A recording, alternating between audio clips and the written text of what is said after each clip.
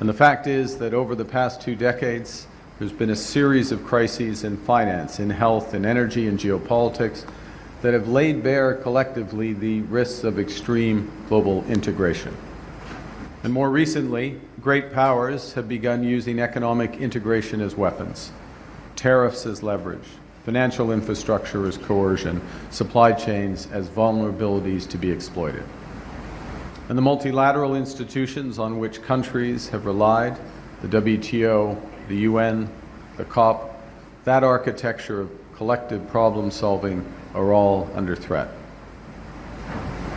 As a result of this, many countries are concluding that they must develop greater strategic autonomy. And that impulse is understandable. When the rules no longer protect you, you must protect yourself. A country that cannot feed itself, fuel itself, or defend itself has few options. On a global stage in Mumbai, Mark Carney did not raise his voice. He did not say Donald Trump's name. He did not need to. Instead, he talked about a world where tariffs are used as weapons, where trade is used to push people around, where countries are forced to pay just to get into a market. And in that moment, standing in front of world business leaders, he made one thing very clear. Canada is not just trying to handle the chaos. Canada is building real power. This was not just a speech. It was a strong message that Canada will not be pushed around. Carney said that today's world order has not just changed, it has broken. He talked about years and years of crises, showing how dangerous it is to depend too much on the rest of the world. Then came the line that really hit hard. Tariffs used as pressure, money systems used as control, supply chains turned into weak spots. That is not just a school lesson or a theory. That is the real way the United States under Donald Trump has handled trade. Carney did not yell. He did not attack. He explained the problem clearly. And when a leader calmly talks about trade being used as a weapon in front of world investors, that is not just an opinion. That is a move. You know, you're speaking about volatility in the world, and you talked about the new world order. Despite the U.S. Supreme Court ruling, President Trump is now talking about a 15% tariff. 10% is in place at this point in time. An executive order for 15 hasn't come. Are you prepared, or should we be prepared for a world where a baseline tariff is just going to have to be the way to do business with the U.S.? That is going to have to be the price to access the U.S. market. Is that now a realization and an acknowledgement? Well, President Trump has been clear for months that being part of access to the U.S. market, you should pay, quote, unquote, for access to the U.S. market. Sometimes that's in tariffs, sometimes that's in changing regulation, sometimes that's in investment commitments into the United States. We've seen all of those.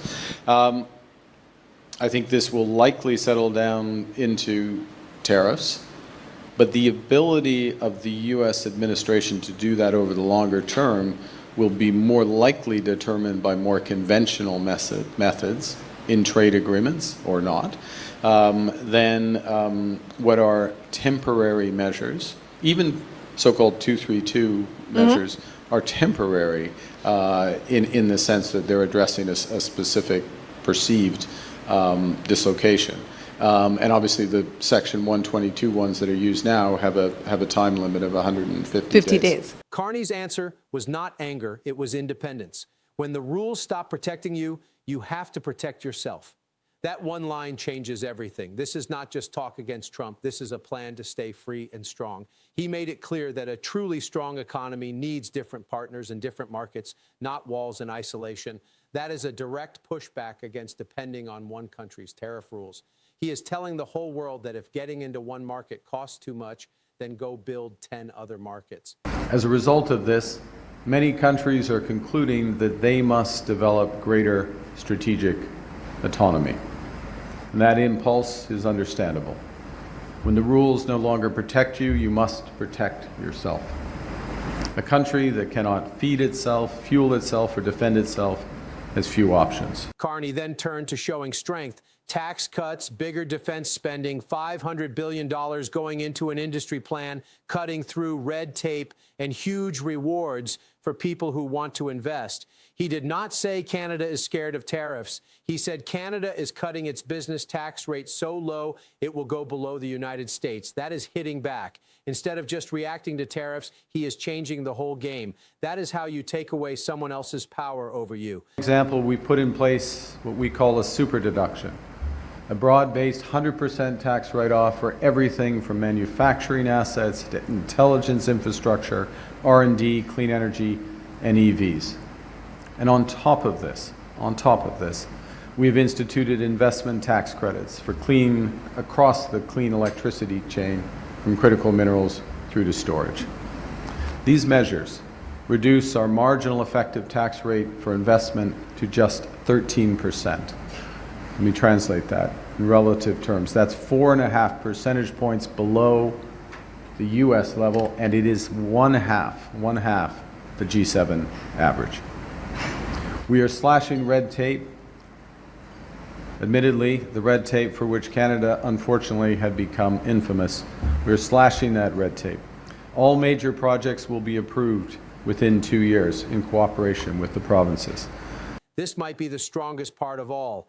Carney was asked straight up about Trump's 15% tariffs, and instead of getting nervous, he stayed calm and told it like it is. Yes, the United States wants to be paid for market access. Yes, tariffs might stick around for a while, but then he moved the conversation forward. Build partnerships you can count on for the long run. Stop waiting to see what the next post or tweet says. That line by itself shows the difference between two ways of leading. One kind of leader just reacts every time something shaky happens. The other kind builds something solid that lasts no matter what.